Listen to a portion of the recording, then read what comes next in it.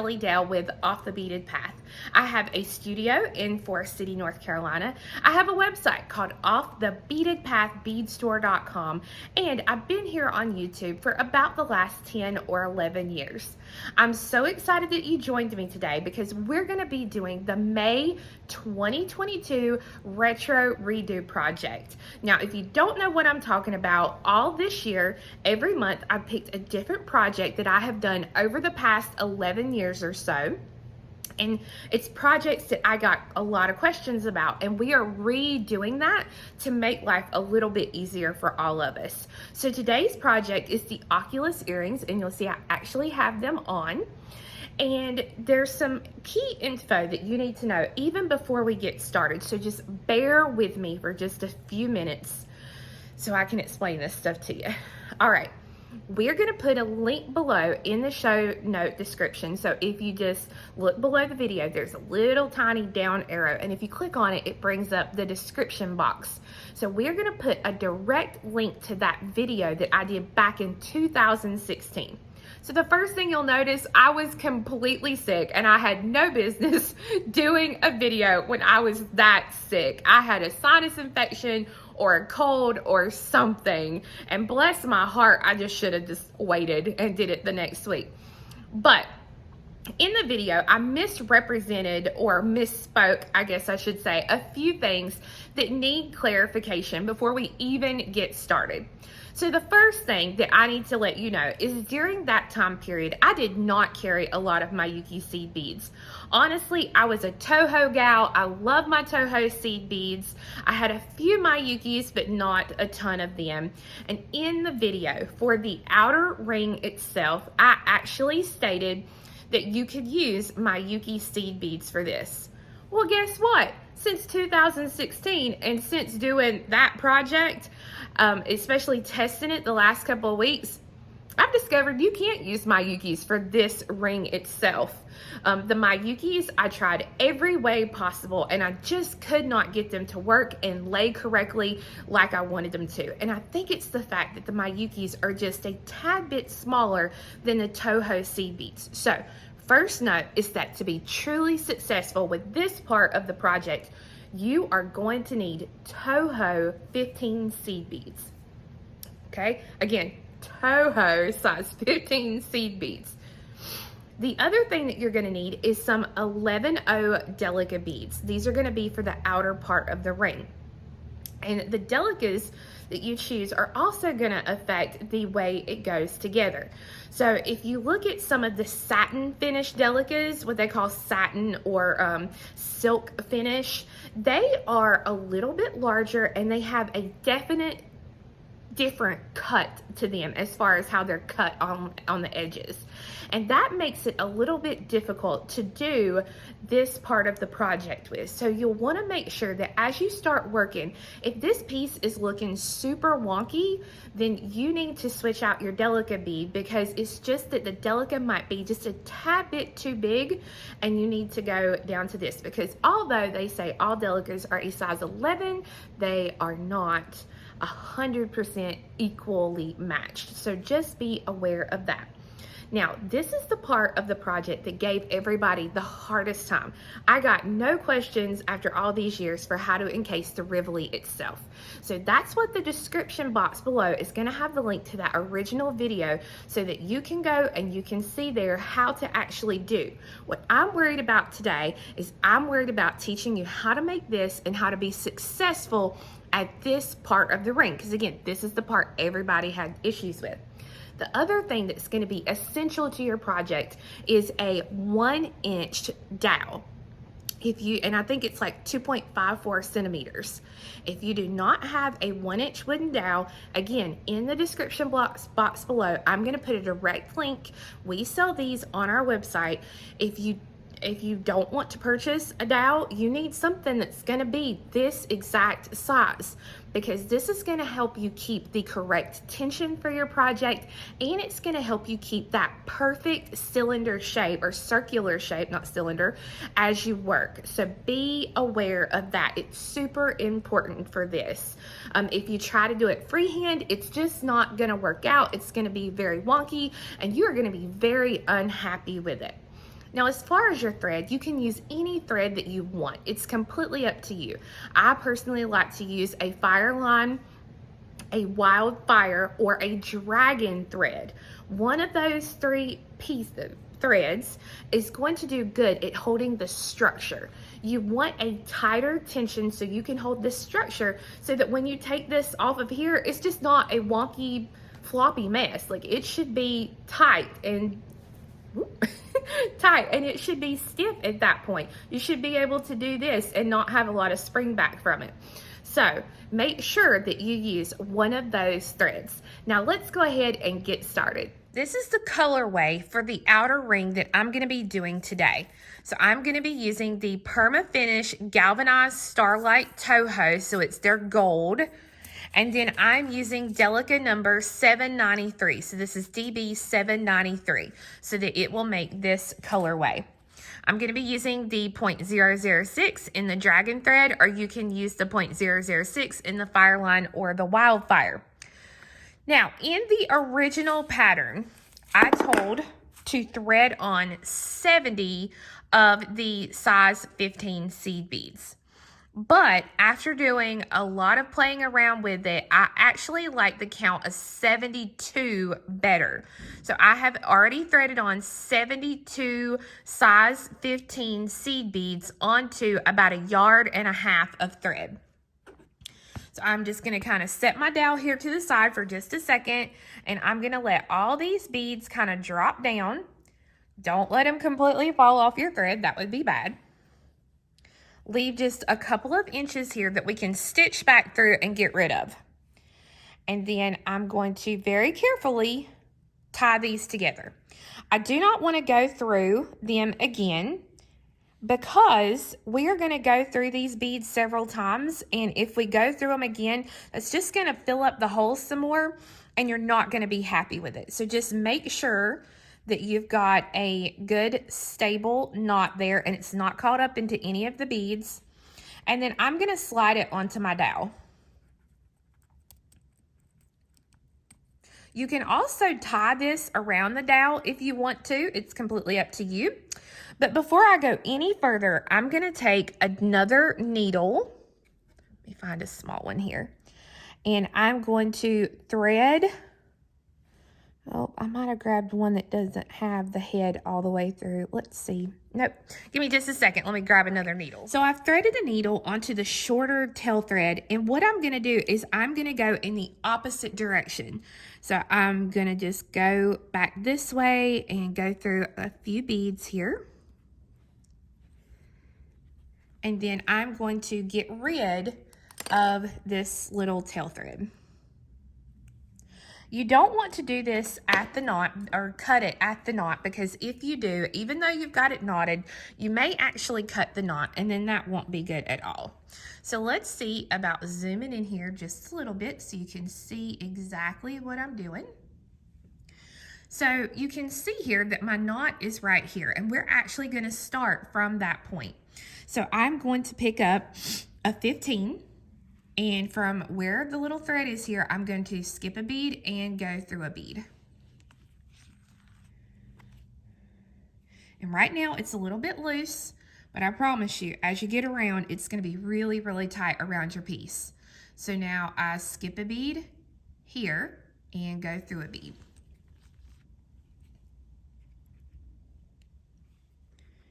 Pick up a bead, skip a bead, go through a bead.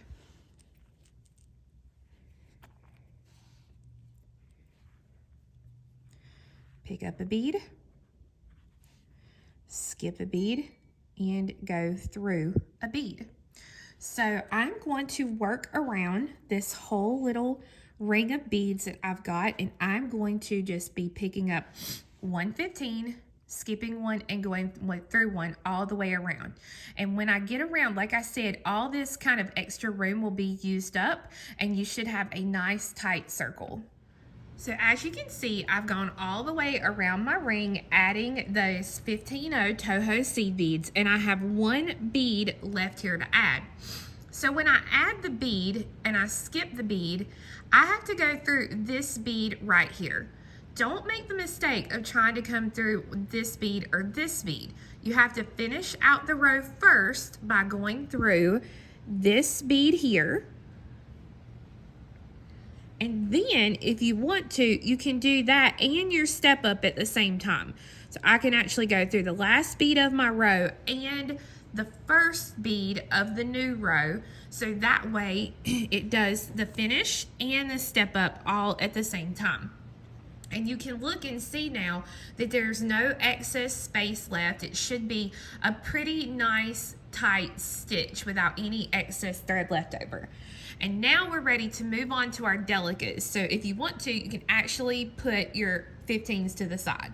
So now, coming out of the 15, once I've stepped up, I'm going to pick up a size 11 Delica, and I'm gonna go through the next 15 that's sticking up on this one side that I'm working on here. And I'm gonna do this all the way around, just picking up a 15. Don't pick up a 15, pick up an 11 Delica and go through the next 15. And you can see how they're just kind of popping into place here. And I'm just gonna work the whole round, adding in my 11s. So at this point, this is what my piece will look like with my 11 O's added in on this one side here. And you can see I have one bead left to go, so I have to pick that bead up, and then I go through the last 15 of the row, which is this one here. Again, don't make the mistake of coming up here. Go through just this one bead. Now, when I do this, even though I'm going to be adding more rows to this side, I need to keep the tension of my piece even on each side.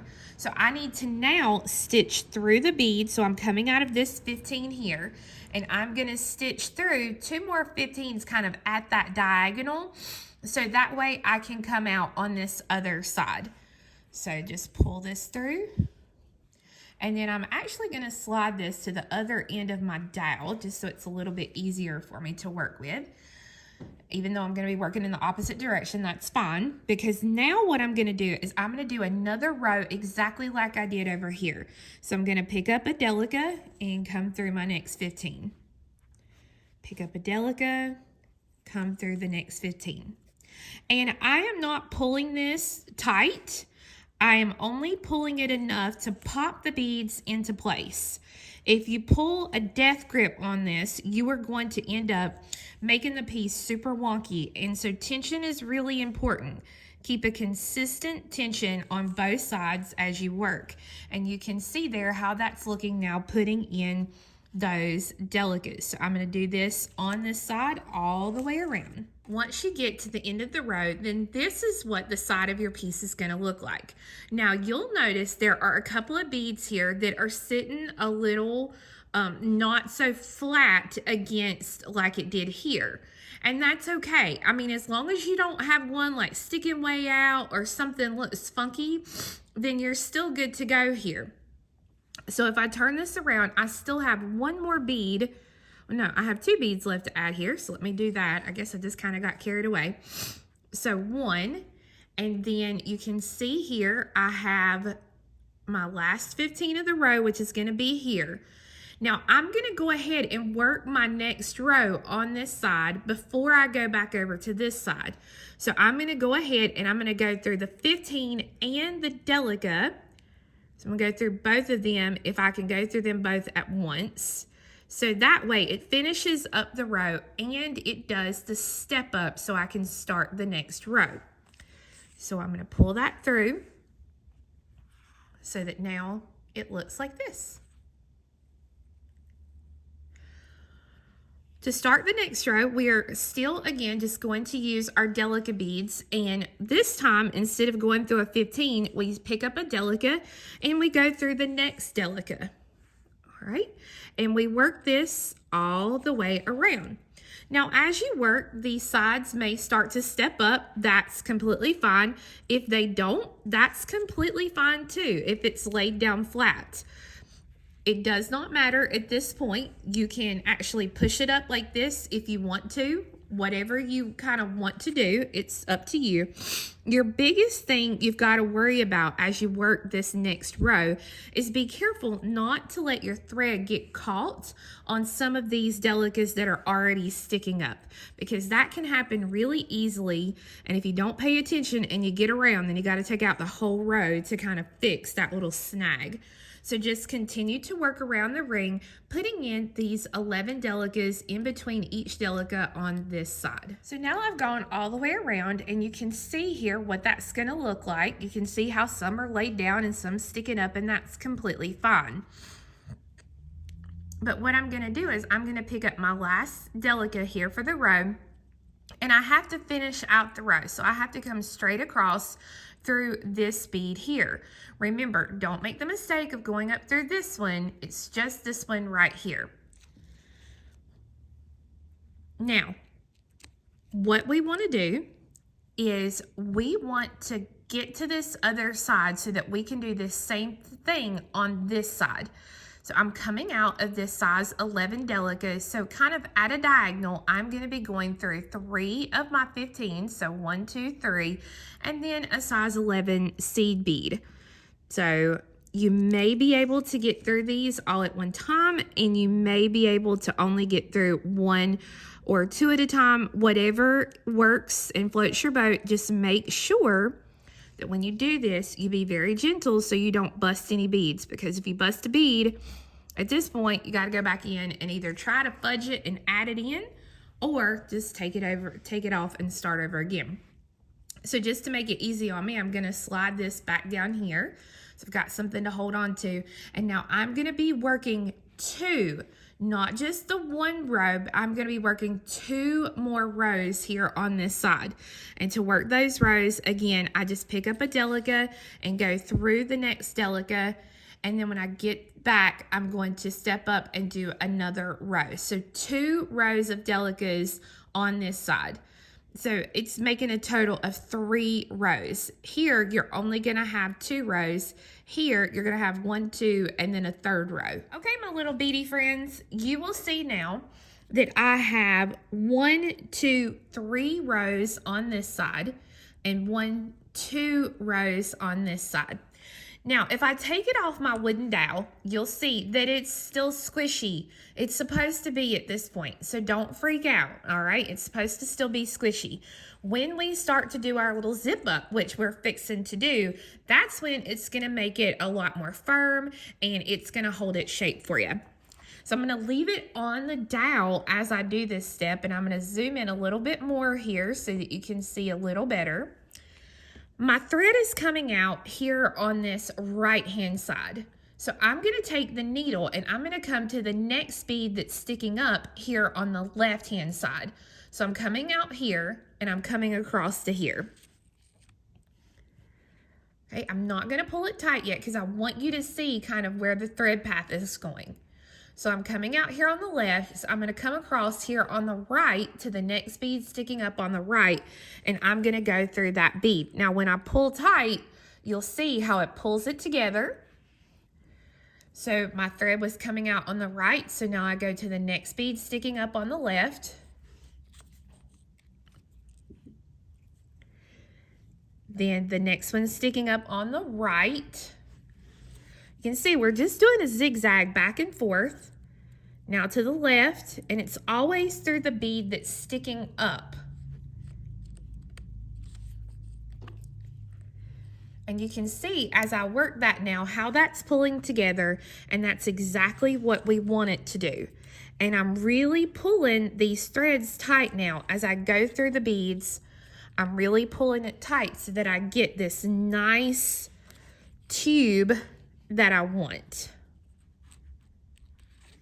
So just continue working in that back and forth motion. And again, when you work this little step, this ring, make sure to pull the thread very tight so that it pulls it just like this. So you can kind of tell in my project, I am almost 3/4 of the way around on my piece, and it's starting to get so tight on here that I'm afraid I'm gonna bust some of these matte finish beads. So if that's you, because I can barely slide it off of my little mandrel here, if that's you, slide it off and continue to do the zip. But as you do it, don't pull necessarily on the shape itself. Just kind of hold it here on the sides like I'm doing. Hold it on each side, and then just pull the thread straight out in front of you so that it keeps its shape that you want it to keep. We've worked so hard to get this pretty circular shape that we don't want to screw it up here in our last little bit that we're doing. So I'm just going to continue, even though it's off the dowel, being really careful here as I work the ring to zip the rest of this up. So once you've gone around and you've completely put together the whole shape, then you're ready to take your needle and just stitch through some beads to get rid of the tail. So that means I have to stitch through kind of in a back and forth motion with some of these threads, being careful again not to bust anything and not to get any threads caught on anything. So that way it secures the thread and you don't have to worry about the thread coming loose or anything like that. So I'm just going to kind of work in a back and forth motion, getting rid of the thread. Now be careful as you work this that you don't mess up your cylinder shape or that circular shape. I don't know why I keep saying cylinder. So that way you've got that nice circle shape that you want for the earring. So I'm going to show you another way that you can lock in the finish on your finished shape using the diamond glaze. Now we got to water this down a little bit more. I've already poured some out in the bowl here, but we're going to need to water it down a little bit before we actually dip it. Now, if you try to do this with beads that are dyed, and if you don't know, do some research online to find out if they are, because if they are, you're going to see dye start to come out in here, and you're going to be so upset. So you want a bead that is a like Duracoat finish or is a solid coat in the glass rather than a dyed bead. So I've got just this paper plate. I've put a little bit of the diamond glaze down in there. Now let me cover up the logo here on the bottle. And I'm going to put just about equal amounts of water in here with the diamond glaze itself. And then I'm going to take this and I'm going to mix it together. And you'll see now that, which I wish you see how cloudy it is now. It's not a see-through type thing. You should have a little cloudy piece. And I'm going to take it and make sure it's all mixed really well. And then once I'm happy with that, I can take and I can put this down into the diamond glaze. And you can, this is why I have the little spoon here, so that I can take and kind of go around and make sure that I can get all of it done here. And then I can take this out and put this on a paper towel and let it dry. It's going to dry for just a little while. You'll need it to be completely dry before you start working with it. But this will give you a piece that will now be stiff and it will hold its shape no matter what. So again, I would just put this on a piece of paper towel or something like that and let it dry. Don't make the mistake of putting it on a Kleenex, because if you do, you're going to get it stuck to it. It needs to be something like a paper towel or something to that effect. So here's some samples of the finished Oculus earrings. Now you can see here, I already have 3 pairs, so I wanted to do something just a little bit differently. So on this pair, I'm not actually going to make it into an Oculus. I like the ring by itself. So I have taken an 8mm jump ring and a lever back ear wire, which you can use any earring, and I have attached them around the little ring to make its own little new earring that'll kind of almost look like a little hoop earring itself. So you don't have to, use just the ring just for these Oculus earrings. You can do something else with them, so it's a lot of fun. So friends, I hope I was able to answer your questions and clarify some of what I said back in 2016 for these Oculus earrings. Remember, I have the written revised pattern on my website at offthebeadedpathbeadstore.com, and everything that you see that I use today, again, can be found on my website at offthebeadedpathbeadstore.com. Remember, if you want to see the full project connecting the Rivoli, doing the whole 9 yards, there's a link below in the description box that's going to have a direct link to the video, a direct link to the pattern, and a direct link to each of the different items that I used, again, in today's videos. So guys, thank you so much for watching, and we'll see you again next time. I hope you have a great day. Bye-bye.